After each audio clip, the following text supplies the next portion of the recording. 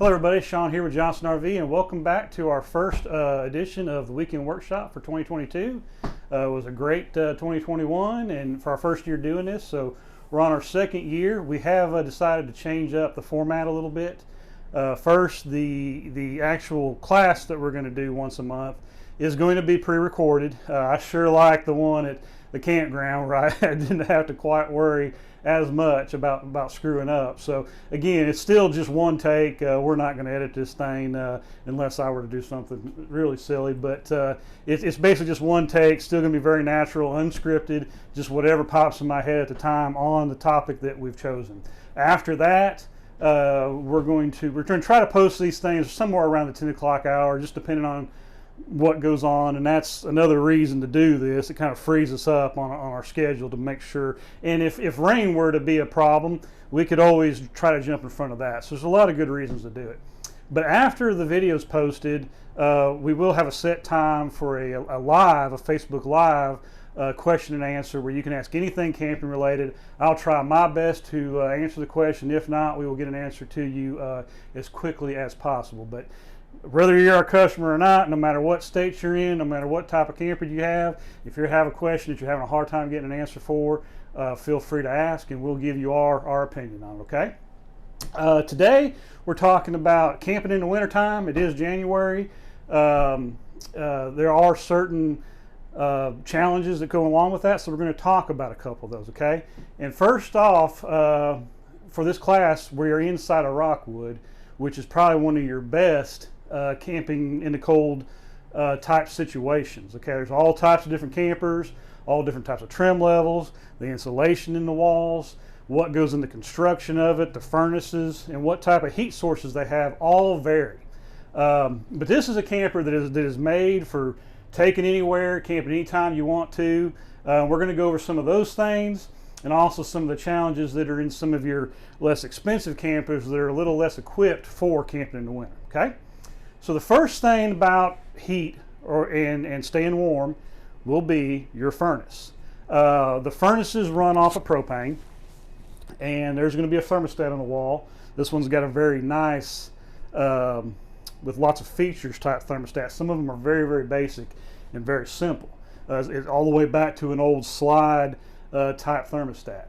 So in this particular camper, this particular one happens to be housed right here under the stove. Fairly common. A lot of times you will find that that is where they're located.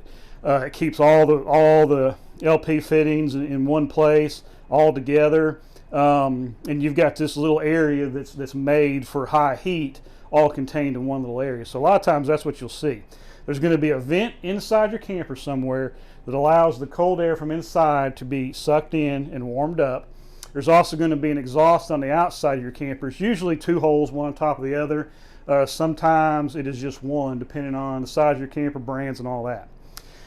So with a propane furnace, there's not a whole lot you can do if you're having problems.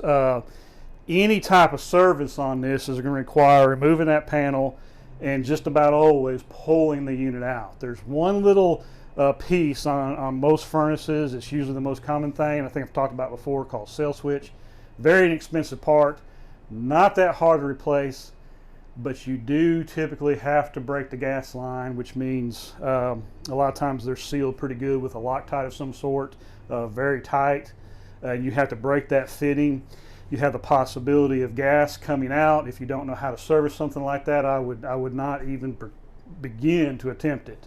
If there's gas in your pipes, you start to take that off, spark, flames, something that you don't know about, very, very dangerous and very big potential problem. So servicing your own furnace is not something I recommend at all. If it don't work, you need to take it to your dealer. It's a good thing to check. It's a good checklist item if you're planning on leaving on a trip or going camping in the wintertime. Check it at home. Make sure it works. So that again, that cell switch is the most common thing. If it's not that, it's the board, and short of that, a fan motor maybe. But they're fairly reliable. They've been around. These styles furnaces have been around a long time. A lot of people have used them, boats, buses, semi trucks, all kinds of things use these types of furnaces. They're a great mobile option, and they work very, very well. Some tips on those is that every year they're going to smoke and smell bad when you first start them up. This one here, I had to burn off this morning. Dust gets on them. The stuff from manufacturing them's on them from the factory. A lot of times the dealers will burn them off. We do that on every camper that we prep for sale. We'll come in here, turn the heater on, and it'll smoke. It's so bad, and we run it for a good hour to get all that stuff burnt off, so it's not so bad for the customer. But if you don't use your furnace obviously all summer long, and dust just gets on there, and it's just like your heater at home. The first time you turn it on, there'll be some stuff that it burns off, and you get that smell. So be aware of that. Maybe do that at home before you go camping, so that when you get to your spot, y'all can hop in and get warm right away. Next is if you hit on the thermostat to turn your furnace on. Okay, you've set it up to a comfortable temperature, 70 or whatever, and you hear the blower come on, and it's blowing, no heat's coming out, and then it stops, and nothing's happened. You obviously hasn't gotten warm. This will happen within a couple minutes. That is a gas problem, and most commonly you have one of your tanks off, both of your tanks off. And there's a trick there with your tanks. Don't want to forget that, Kelsey. But your gas is off at your tanks, or you cut it on and there's air, okay, in your lines, and the propane hasn't hit the furnace yet. Again, this particular one's in the front, right by the tanks, a little less likely to happen. What I recommend is if that were to happen to you, cut your furnace off, come over to your stove, and light your stove, okay? And you may find your stove hard to light right off the bat, and it's just because there's air coming out and it's not gas. So eventually you keep hitting your striker.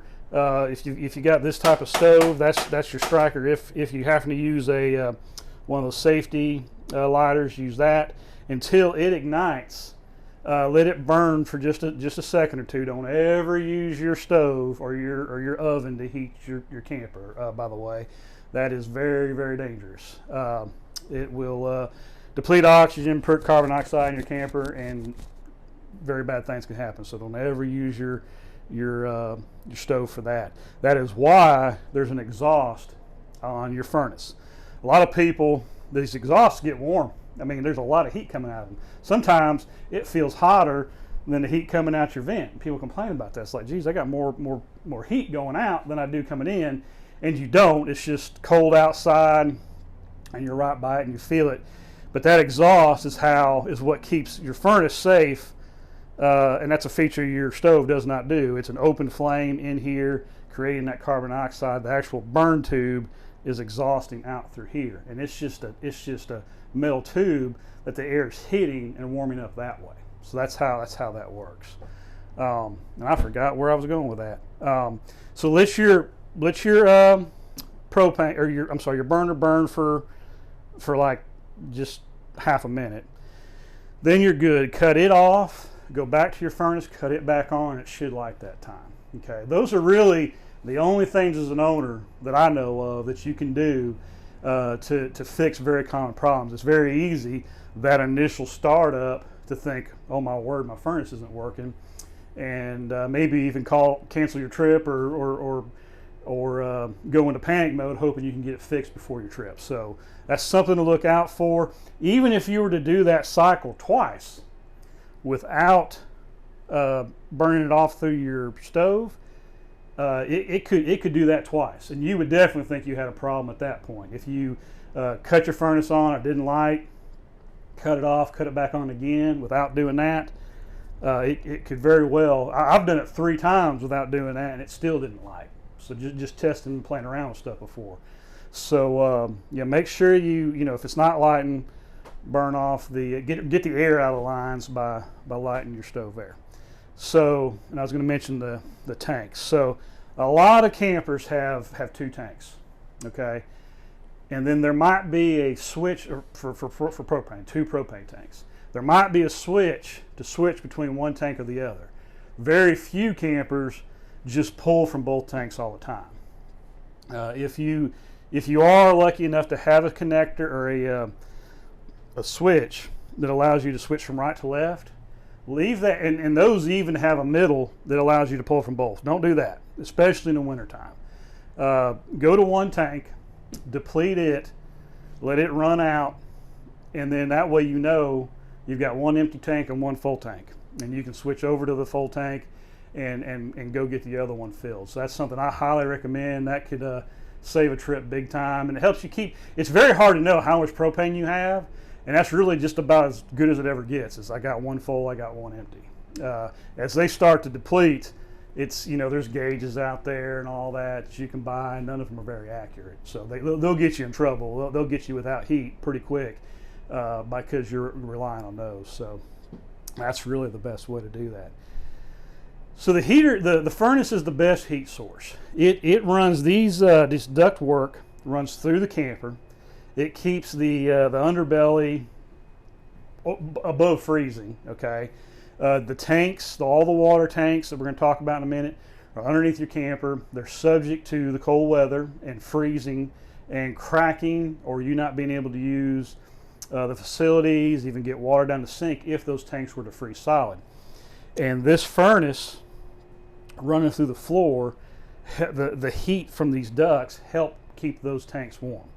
Okay, Rockwood takes that a step further and offers heated tanks. Now, this is one of the reasons why I said between the way this camper's insulated and because of this option that is actually, I believe, standard in most Rockwoods, but just by flipping this switch right here, now all of my tanks, my freshwater tank that holds my water for washing my hands and taking a shower, is heated. My gray water tank from washing my hands and taking a shower is heated. The black tank where the wastewater goes is heated. All of those tanks have a heating pad on them, and they're now, just from a flip of the switch, being kept warm, in addition to my furnace. I can cut my furnace off, and my tanks are still being being heated. I can save propane. If the temperature gets good in here, I can cut my furnace off. My tanks are still being heated. So that's a really nice feature. Again, we're in Alabama. We're not subject to some of the stuff that others are throughout the country and in Canada, dealing with cold weather. If you're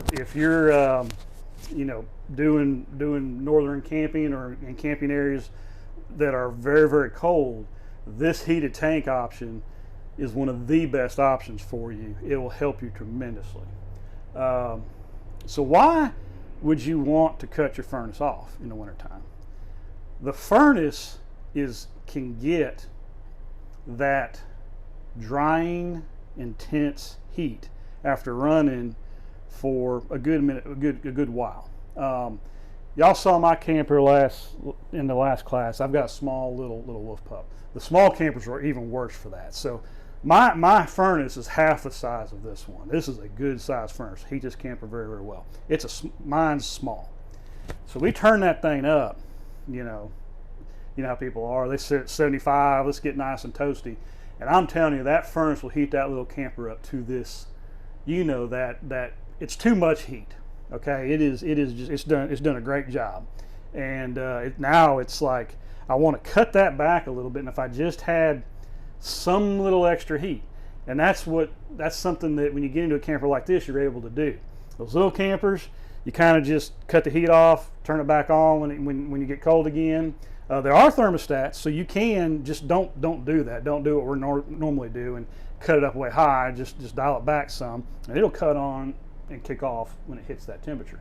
But a little teeny space heater sometimes is your best bet in a camper like that doesn't have any other option. But what they've started doing is there's just about always an electric heat, a fireplace. It's an electric ceramic type heater or an infrared heater in a lot of these campers. Okay, there's a lot to get in with that. If you only have a 30 amp camper, it does take a lot of your amps that you're allowed to use. Okay, so just keep that in mind. But still, sometimes that's all you need. So you've got this electric furnace. Now, Rockwood's even got another option for you, okay? So it's got all this cool stuff. We've got heat pumps and heat strips in the ceiling. Okay, so we've got 2 units on this particular one. This is a 50 amp camper. So we have two AC units in our fireplace. So these air conditioners have heat strips in them. The ones running in the back. So I'm one of them. I get hot very easy. That's why I mentioned that intense heat from the furnace. Some people love that, and that's great. But if you just want to stay warm and just knock the chill off, these heat strips work great. Heat the camper up to a comfortable temperature with the furnace, cut it down, turn your heat strips on, and that just gives you a slow, steady heat throughout the camper. Right here, you're watching TV for the evening. You're right here in the fireplace, staying nice and warm. The heat strips are fine. You're saving propane. You're not burning through that. So that's an electric option that the higher end campers do offer you. Furnaces can be a little loud when they're running. This ducted system in this Rockwood's very quiet. In fact, it's running back here, so we'll go back here real quick. But this is a neat option because we've got this will blow through the ductwork, okay, just like your air conditioner does. But you can even just open these up right here for the bedroom at night and just have just have this one heater running. Not using much electricity, using no propane. So that's a neat option. And this is something, now we're talking about the conveniences of home, basically, in camping. So a lot of campers don't have this, but if camping in the winter, camping year round, you want to be comfortable all the time, just look at the stuff that's available to you to stay very, very comfortable. And again, you can always set your furnace at this low temperature you don't want to go below, and if at night it drops, it'll kick on and warm the camper back up. So that is about it about heat sources. I do want to mention the space heaters. Okay, obviously space heaters have a certain risk to them. They have all kinds of safety features on them. In a camper, be careful about your space. Okay, a space heater can melt and ruin the finishes on your camper. You're just not dealing with the same stuff you're normally dealing at home. So be careful where you place that. Be mindful of the type that you buy. The ceramic type and the old field cool radiator heaters are probably the ones I recommend the most, but they've all got a certain risk factor. And the stuff that comes on the camper like this is always the best. But many people use space heaters, and again, everybody knows the risk there. So just all I ask is be careful. This is the thermostat on this one, which is, like I said, it's one of the nicer ones. It controls different zones, as well as the heat strips on the 2 electric units and all that. And a lot of times they're about that big and very, very simple. But again, we're in one of the nicer campers. So, a couple things about outside that I want to go over, and then we'll be done.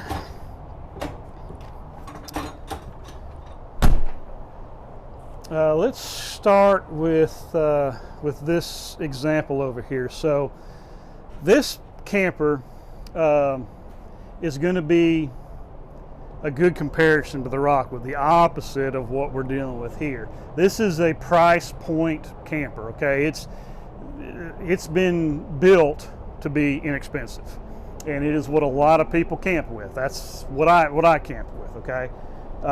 If you come down, Kelsey, this is going to be kind of hard to get this shot. I need you to look all the way back in here, and I might have to come back here to point. This right here is the wastewater tank. If you can look up that way, that white tank is the freshwater tank, and then just past it is the gray water tank. It's hard to see from over here. Can you not see it? I didn't hear you. I'm sorry. You couldn't see? Here. You want me to do it? Okay. Okay. That's what I was thinking too.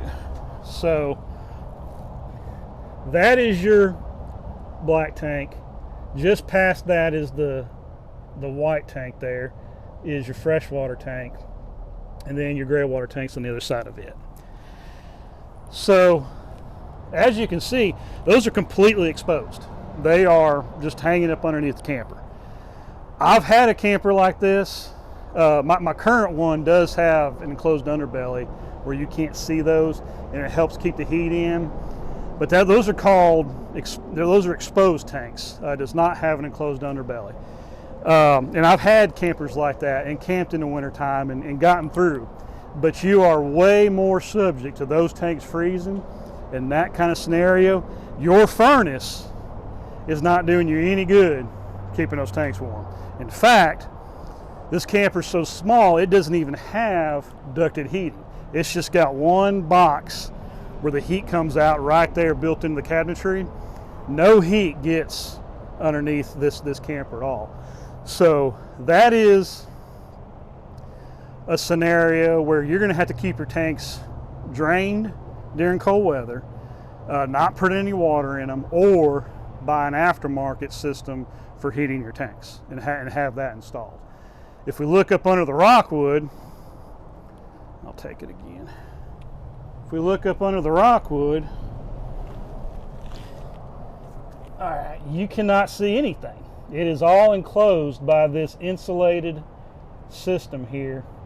Every little hole, if you look past there, is sealed up,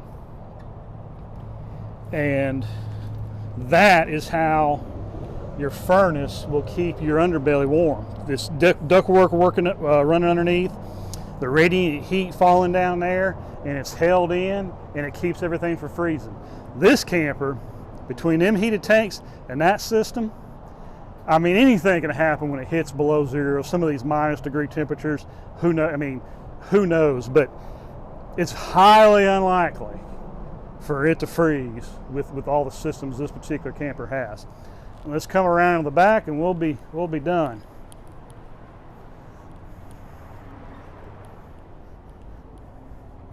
So something this year I want to do is, it's a little hard to do on this particular class, but I want to do more hands-on and actually show you how to fix stuff. I talk a lot about, when the times I get up on the roof, I describe things and talked about it. This year when I get up on the roof, I'm actually going to have tools with me and fix stuff. But and I've talked about this heated hose before, but this time I've got this heated hose out to actually show it to you. So, and that's the kind of stuff we're gonna work towards. So, heated hose, pretty self-explanatory. Plugs in. There's a wire that runs through here, an element, I guess I should say, that heats the hose. Okay. This is a 25 foot, we've got 50 foot, all the way down to -20 degrees. It'll keep the water going into your camper from freezing from the pedestal at the campground, okay? If you're not camping at a campground, your water under your tank, the water you bring with you in your camper in that tank is what you'll be running off of, and that can freeze too unless you've got that enclosed underbelly or you've got the heated tank. All right, the next thing out here is your sewage. So I just got one little hose, kind of give you an example here, but let's just pretend this is going down into your into the hole for the sewer at the campground. So this is another potential problem. Even this camper that has heated tanks, heated